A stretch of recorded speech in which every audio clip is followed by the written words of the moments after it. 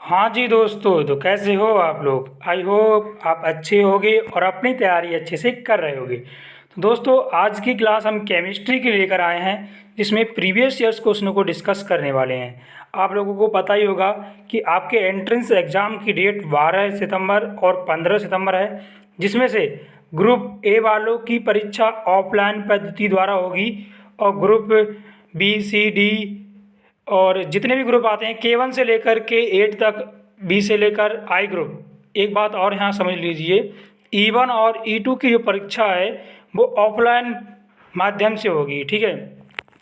तो आज क्लास हम केमिस्ट्री की करने वाले हैं, इसमें महत्वपूर्ण प्रश्नों को समझाया जाएगा, ठीक है। तो इस क्लास को स्टार्ट करते हैं कुछ ज़बरदस्त लाइनों के साथ। आज नहीं तो कल होगा, हर मुश्किल का हल होगा।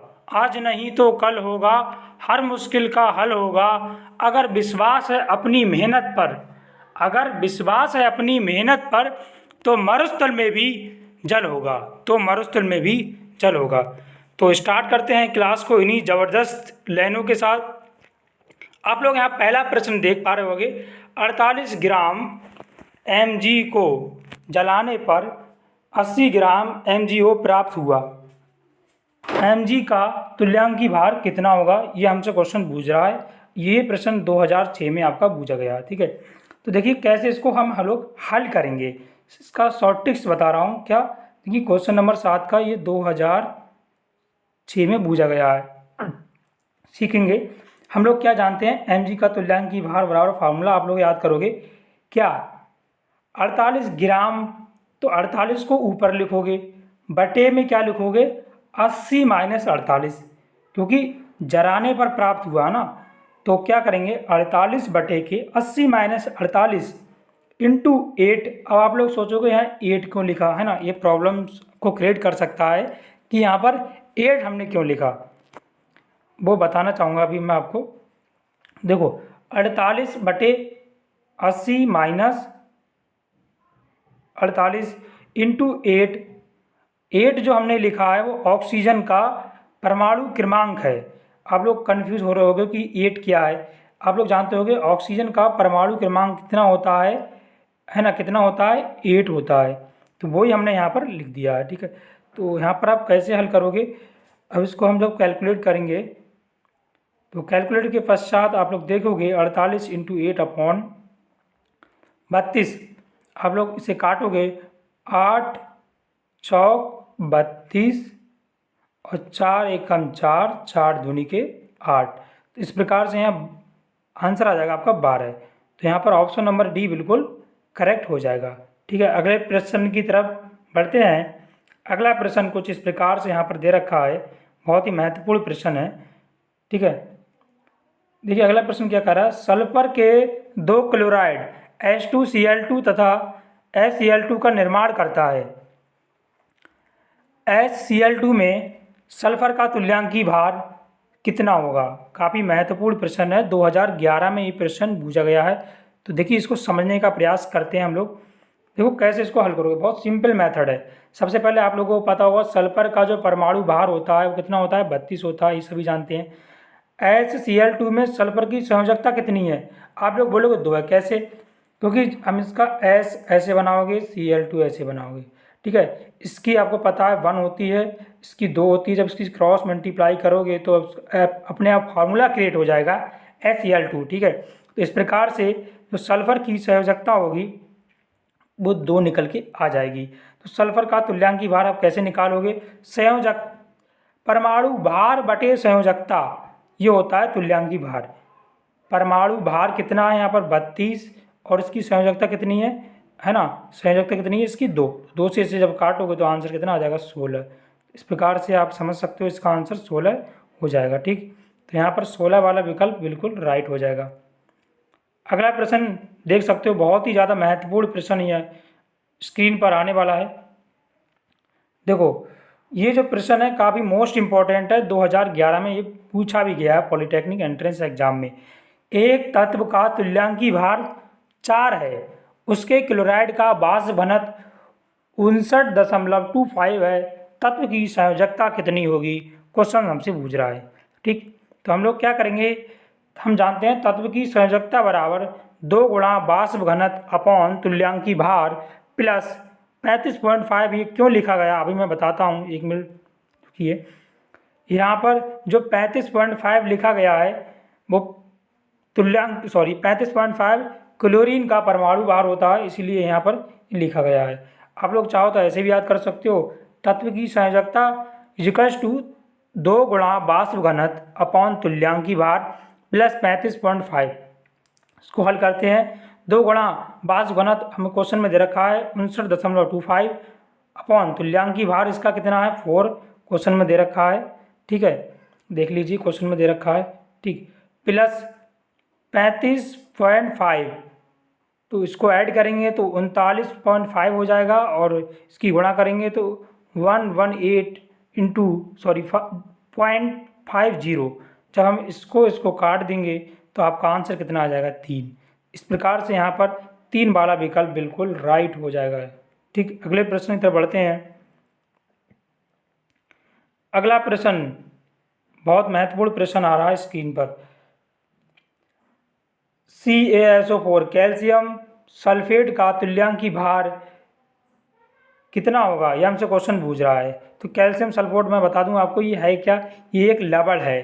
तो लवण का तुल्यांकी भार क्या होता है, इसका फार्मूला हम इसमें बताने वाले हैं, ठीक है। कैल्शियम सल्फेट का अणुभार बराबर कैल्शियम का अणुभार, सल्फर का अणुभार, ये सभी पता होगा आपको, इंटू 4 इंटू ऑक्सीजन। देखिए कैल्शियम का होता है 40, ये सभी को पता है। सल्फर का होता है 32, अभी मैंने बताया थोड़ी देर पहले। 4 इंटू ऑक्सीजन का होता है 16। इसको सबको ऐड करेंगे 40 और आपका हो जाएगा 40, 32 और 64, तो इस प्रकार से ये 136 हो जाएगा। ठीक, जब आपके समझ में आ गया कि हमारा इतना 136 है तो आप क्या करोगे, तुल्यांकी भार बराबर अणुभार बटे संयोजकता। अब भाई तुल्यांकी भार बराबर कितना होता है, अणुभार बटे संयोजकता। अब इतना समझ में आ गया होगा तो मैं आगे बढ़ता हूँ। तुल्यांकी भार बराबर अणुभार बटे संयोजकता, Ca+2 की संयोजकता +2 है, समझ में आता ही होगा। SO4 -2 की संयोजकता -2 है। तो इसकी जो संयोजकता है वो 2 लिखकर के आ रही है। हमने क्वेश्चन के अनुसार इसको सॉल्व किया। अब हम क्या करेंगे, हमने बताया था आपको फार्मूला, तुल्यांकी भार बराबर होता है अणुभार बटे संयोजकता। अब आप देख सकते हो इसका अणुभार कितना है, इसका अणुभार 136 अभी हमने निकाला था और संयोजकता 2 है, तो 2 से इसे काट देंगे तो आपका आंसर आ जाएगा 68। देखेंगे यहाँ पर कौन सा विकल्प हो रहा है राइट, विकल्प नंबर सी बिल्कुल यहाँ पर राइट हो जाएगा। अगला प्रश्न बहुत ही महत्वपूर्ण प्रश्न है, 2008 में ये प्रश्न पूछा गया है और पॉलिटेक्निक एंट्रेंस एग्जाम में, ठीक है। परमाणु भार का अंतर्राष्ट्रीय मानक क्या है। देखो परमाणु भार अंतर्राष्ट्रीय मानक क्या है, अंतर्राष्ट्रीय मानक होता है कार्बन 12। कार्बन 12 के थ्रू परमाणु भार का राष्ट्रीय मानक है, ठीक है। अगला प्रश्न,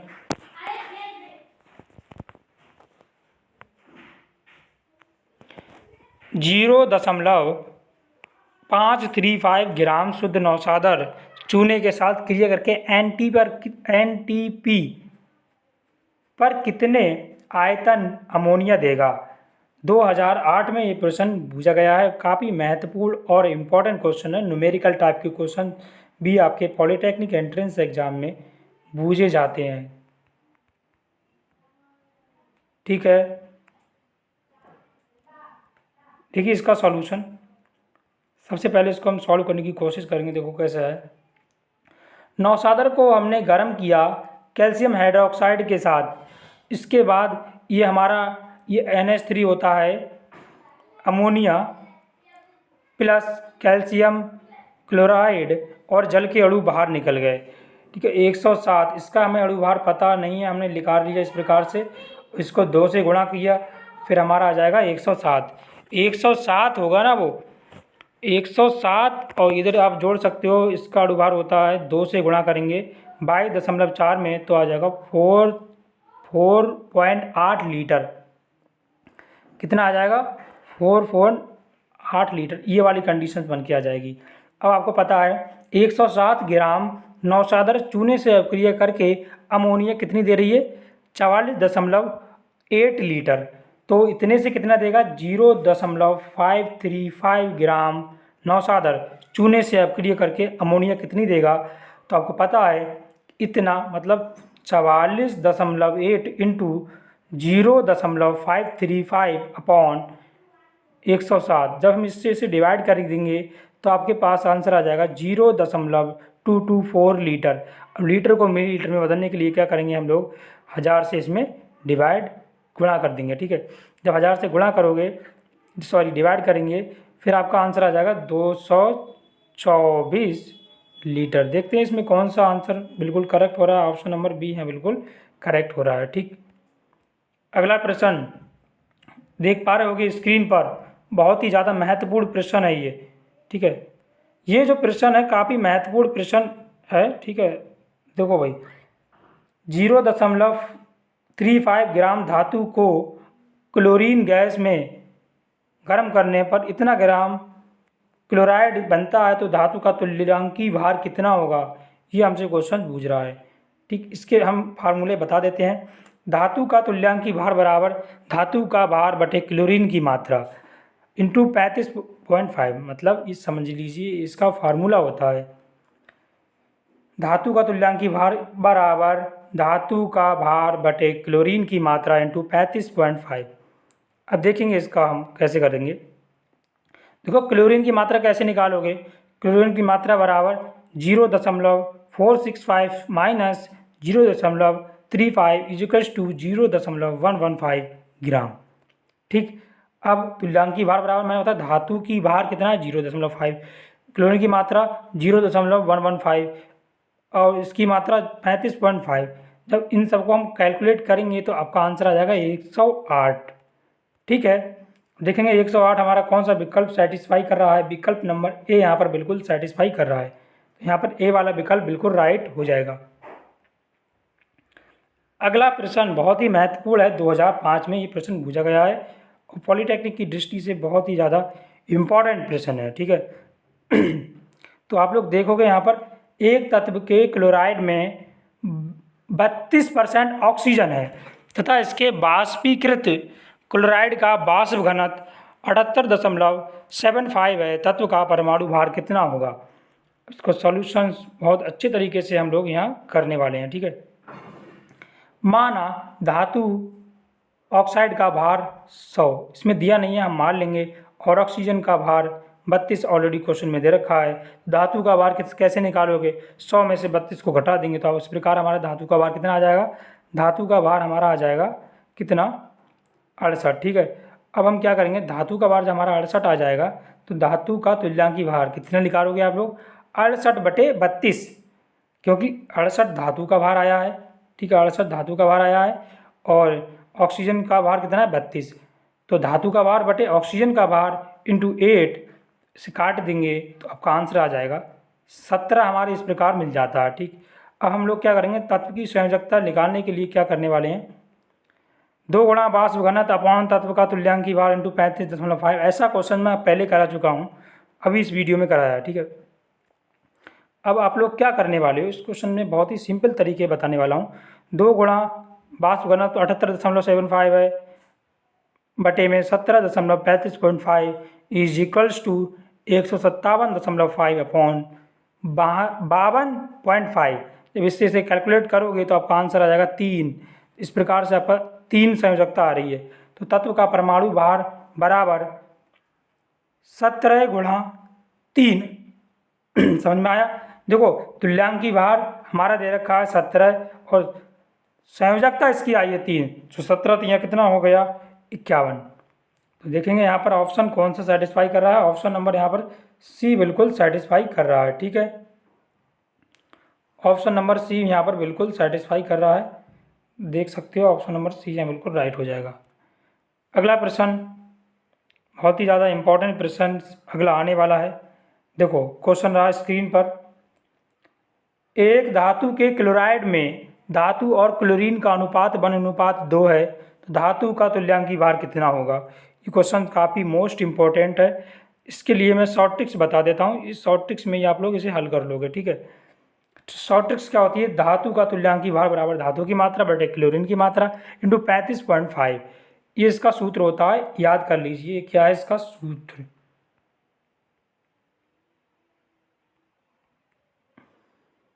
ठीक है, धातु की मात्रा बटे क्लोरीन की मात्रा into 35.5।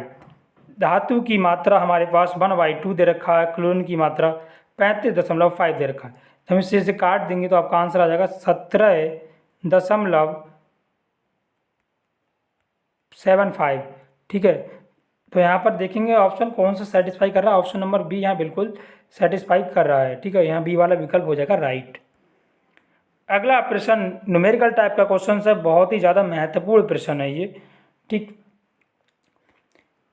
11,200 centimetre cube SO2 NTP पर प्राप्त करने के लिए वायु में जो सल्फर की मात्रा जलानी होगी वह कितनी मात्रा है।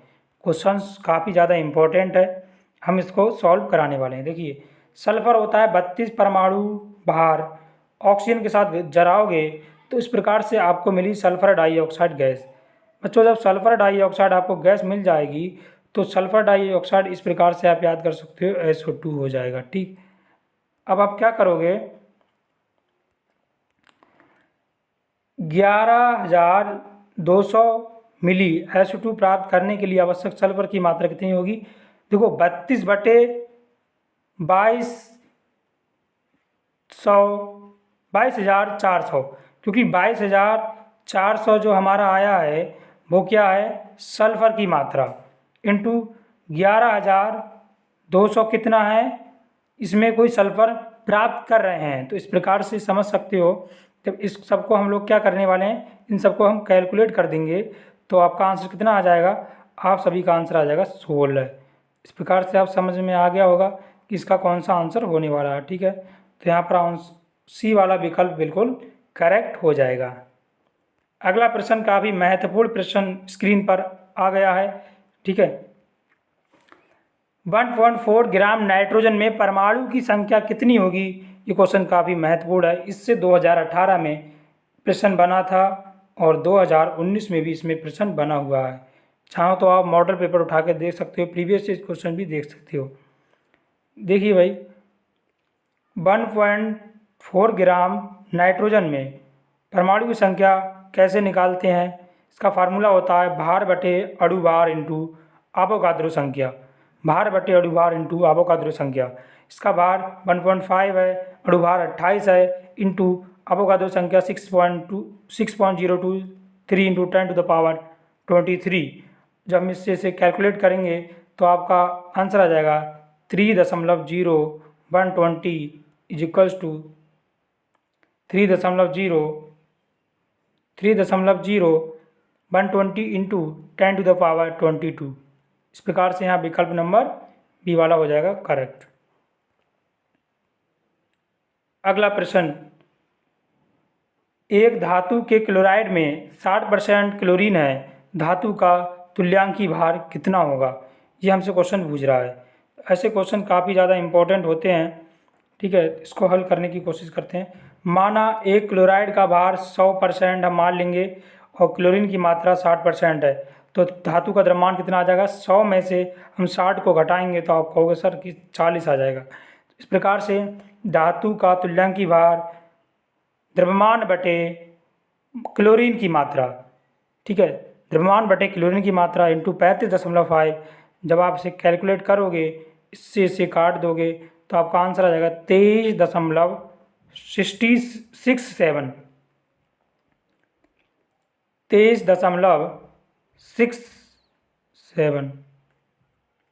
अगला प्रश्न काफ़ी ज़्यादा महत्वपूर्ण प्रश्न अगला आ चुका है स्क्रीन पर। ठीक है, फास्फेट आयन PO4-3 का तुल्यांकी भार कितना होगा। अब आपको सबसे पहले आयन का अणु भार या तुल्यांकी भार निकालने का तरीका पता होना चाहिए, उसके बिना आप इसमें कुछ नहीं कर सकते। फास्फेट आयन का तुल्यांकी भार बराबर होता है फास्फेट आयन का अणु भार बटे संयोजकता।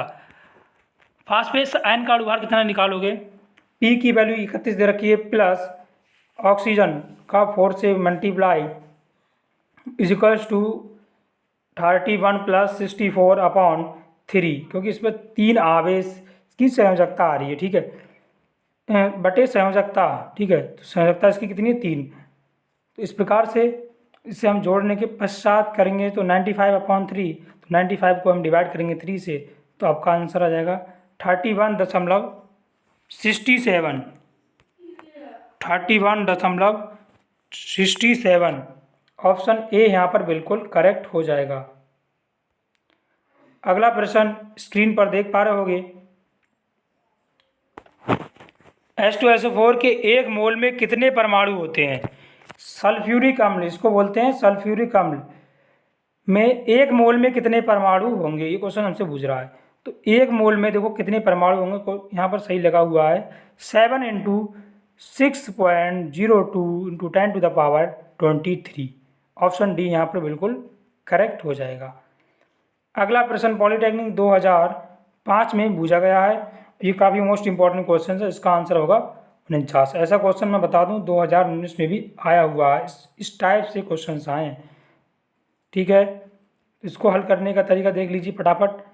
देखिए, अणुभार बराबर होता है 2 × वाष्प घनत्व, ये फार्मूला आपको याद करना है। अणुभार बराबर 2 × वाष्प घनत्व होता है, तो वाष्प घनत्व बराबर अणुभार बटे के 2। अणुभार इसमें दे रखा है 98, तो 98 को डिवाइड करेंगे हम लोग कितने से? 2 से। 2 से डिवाइड करोगे तो आपका आंसर आ जाएगा 49। तो इस प्रकार से यहाँ 49 वाला विकल्प बिल्कुल करेक्ट हो जाएगा। अगला प्रश्न स्क्रीन पर देख पा रहे होगे, 22वां प्रश्न, काफ़ी मोस्ट इंपॉर्टेंट क्वेश्चन है। STP पर 22.4 लीटर SO2 का भार कितना होगा? STP पर भार होता है, इसको सॉल्व करने की कोशिश बताता हूँ मैं। अवोगाद्रो के अनुसार STP पर किसी भी गैस के 1 ग्राम अणुभार का आयतन 22.4 लीटर होता है। आपको पता होना चाहिए कि STP पर किसी भी अणु का जो अणुभार होता है वो होता है 22.4, ठीक है ना। फिर हम लोग क्या करेंगे, SO2 का अणुभार बराबर आपको पता ही होगा 32, 2 × 16 = 64। तो इस प्रकार से यहाँ पर तो 22.4 लीटर आयतन में गैस SO2 का भार कितना आ जाएगा? तो आप लोग कहोगे सर 64 आ जाएगा। तो इस प्रकार से यहाँ 64 वाला विकल्प हो जाएगा बिल्कुल करेक्ट। अगला प्रश्न स्क्रीन पर देख पा रहे होगे, काफ़ी मोस्ट इंपॉर्टेंट है। निम्नलिखित में से किस एक का आणविक भार और तुल्यांकी भार समान होते हैं? NaOH, सोडियम हाइड्रोक्साइड का आणविक भार और तुल्यांकी भार दोनों समान होते हैं। तो इस प्रकार से यहाँ पर ऑप्शन नंबर डी लगा सकते हो। अगला प्रश्न काफ़ी मोस्ट इंपॉर्टेंट क्वेश्चन है यहाँ पर, ठीक है ना। देखो भाई, एक धातु के क्लोराइड का वाष्प घनत्व 180 और धातु का तुल्यांकी भार 60 है। धातु का परमाणु भार कितना होगा? ये क्वेश्चन हमसे पूछ रहा है। धातु का क्लोराइड = 2 × वाष्प घनत्व, धातु का अणुभार होता है वो कैसे निकालोगे?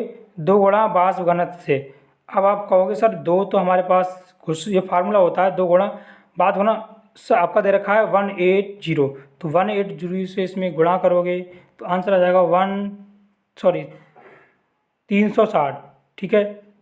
फिर क्या करोगे, संयोजकता पूर्णांक बराबर इसका फार्मूला होता है 360 बटे 60 प्लस 35.5 बराबर 360/95.5। जब इसे काटोगे तो आंसर आ जाएगा 3.7। अब क्वेश्चन हमसे क्या पूछ रहा है? क्वेश्चन से ये पूछ रहा है कि इसका परमाणु भार कितना होगा। परमाणु भार कैसे ज्ञात करेंगे? जो आपका आया है क्या, जो 60 आया है अभी थोड़ी देर पहले, 60 उसका तुल्यांकी भार दे रखा है हमारे पास 60, तो 60 × संयोजकता पूर्णांक कितना आया? 3.7। 3.7 से 60 की गुणा करेंगे तो आंसर आ जाएगा 222। इस प्रकार से यहाँ पर आंसर हो जाएगा सी वाला 222। नेक्स्ट क्वेश्चन, अगला क्वेश्चन है, एक तत्व की विशिष्ट ऊष्मा 0.28 तथा तुल्यांकी भार 8 है, तत्व का सही परमाणु भार ज्ञात कीजिए। इस क्वेश्चन में भी उसी टाइप के क्वेश्चंस को लिया गया है। तत्व का निकटतम परमाणु भार 64/विशिष्ट ऊष्मा, जब इसे काटोगे 6.4 से डिवाइड करोगे, 6.4 को डिवाइड करोगे 0.28 से, तो आंसर आपका आएगा 22.8। कितना आएगा?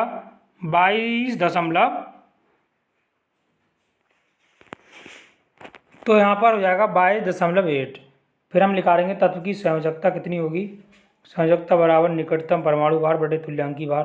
परमाणु भार हमने अभी निकाला है 22.8 और इसका जो तुल्यांकी भार ऑलरेडी दे रखा है 8 से डिवाइड करोगे तो आपका आ जाएगा 2.85। ठीक है, 85।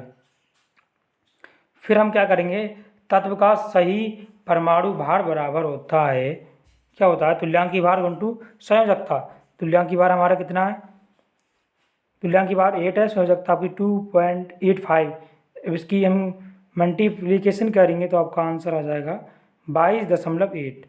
तो यहाँ पर देखेंगे कौन सा ऑप्शन सेटिस्फाई कर रहा है, 22.8। ऑप्शन नंबर ए यहाँ पर बिल्कुल करेक्ट हो जाएगा। ठीक, अगला क्वेश्चन।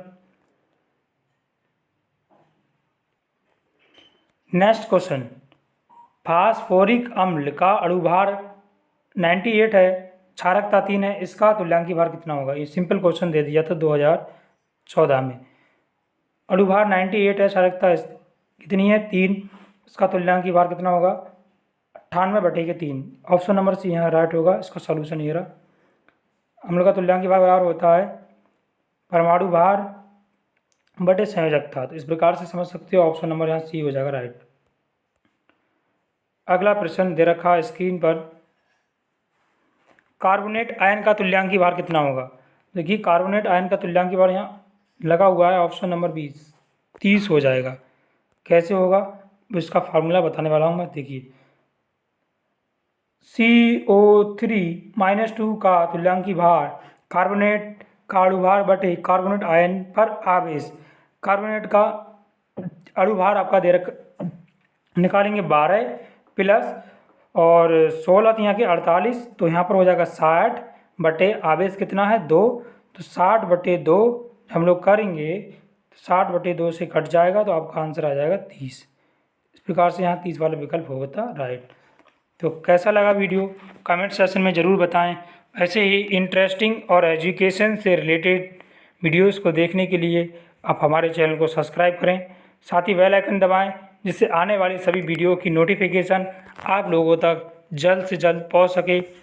तो अभी मैं कुछ दिनों के पश्चात यूपी बोर्ड का बैच स्टार्ट करूंगा। ठीक है, तो thanks for watching my video.